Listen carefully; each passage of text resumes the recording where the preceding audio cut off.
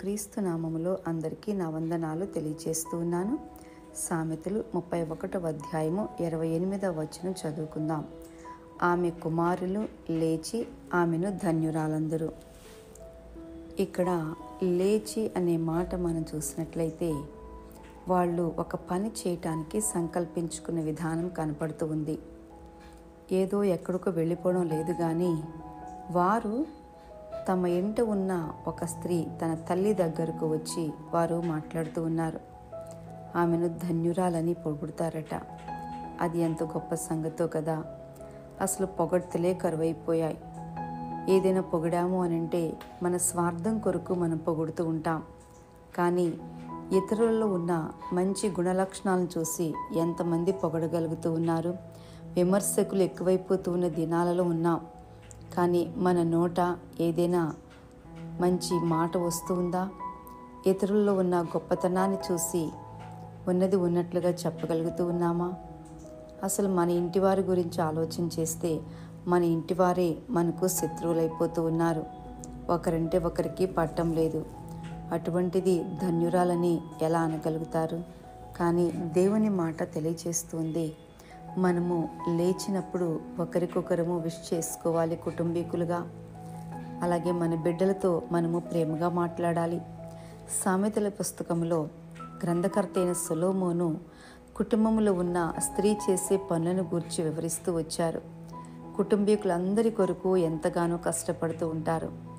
కష్టపడినప్పుడు అది చూస్తూ ఉన్నప్పటికీ కూడా చేయికేం చేస్తావు, ఇది నీ పనే కదా అని మాట్లాడతారు. కానీ అయ్యో, నా కొరకు ఎంత బాగా పనిచేస్తూ ఉందే మా అమ్మ, లేకపోతే నా భార్య నా కొరకు ఎంత పనిచేస్తూ ఉందే అని ఏనాడైనా సరే ఒక మాట మనం మంచి మాట పలికామా? జ్ఞాపకం చేసుకోండి. ప్రభు మన పట్ల చూపుతూ ఉన్న ప్రేమ మొట్టమొదటిగా మన కుటుంబీకుల దగ్గర మనము దాన్ని కనపరుద్దాం.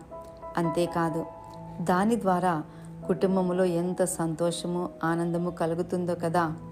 ప్రతి చిన్నదానికి కీచులాడుకునే కుటుంబాలు కనపడుతూ ఉన్నాయి.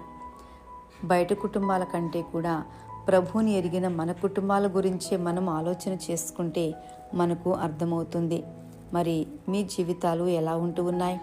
మీ కుటుంబంలో ఉదయ కాలంలో లేచిన తర్వాత దేవుని యొక్క మాట చదువుకొని దేవునితో ఒక మాట మాట్లాడిన తర్వాత ప్రార్థన రూపంలో మరి మిమ్మల్ని ప్రేమించే వ్యక్తుల దగ్గరకు వెళ్ళి, లేదా మీరు ప్రేమించే వ్యక్తుల దగ్గరకు వెళ్ళి గుడ్ మార్నింగ్ అని చెప్పి, లేకపోతే ఐ లవ్ యూ అని చెప్పి ఒక ప్రేమని ఎక్స్ప్రెస్ చేయగలుగుతూ ఉన్నారా అండి? మీ బిడ్డలు మీ గురించి ఏమనుకుంటూ ఉన్నారు? దంపతులుగా, భార్యాభర్తలుగా ఒకరికొకరు ఏ విధమైన ప్రేమానురాగాలతో జీవిస్తూ ఉన్నారు? సామెతల గ్రంథకర్త చెప్పినట్లుగా ఆమె కుమారులు లేచి ఆమెను ధన్యురాలందరూ. ఆ మాట కొరకు ఇంటివారు ఎంత ఎదురు చూస్తూ ఉంటారో కదా. ఒక్కొక్కసారి తండ్రి ఎంత కష్టపడుతూ ఉన్నప్పటికీ బిడ్డలు గుర్తించరు, ఇంటి భార్యామణి కూడా గుర్తించదు. అలాగే భార్య ఎంత కష్టపడుతూ ఉన్నప్పటికీ కూడా ఆ గుర్తింపే ఉండదు. కనీసం చాలా బాగా చేసావమ్మా, చాలా బాగుంది అన్న మాటే ఉండదు. కానీ ఇక మీదటైనా ప్రయత్నం చేద్దామా? మన తోటి వారిని, మొట్టమొదటిగా మన ఇంటి వారిని లేచినప్పుడు గుడ్ మార్నింగ్ అని చెప్పడము, శుభోదయం అని చెప్పడం అలవాటు చేసుకుంటూ ఒక చిరునవ్వుతో పలకరించుకుంటూ అందరము కలిసి కూర్చుని కాఫీ తాగి లేదా పాలు తాగుతూ దేవుని యొక్క మాటలు మనం మాట్లాడుకుంటూ ఉంటే నిజమేనండి, ఆ కుటుంబము నిజముగా ధన్యకరమైన కుటుంబం.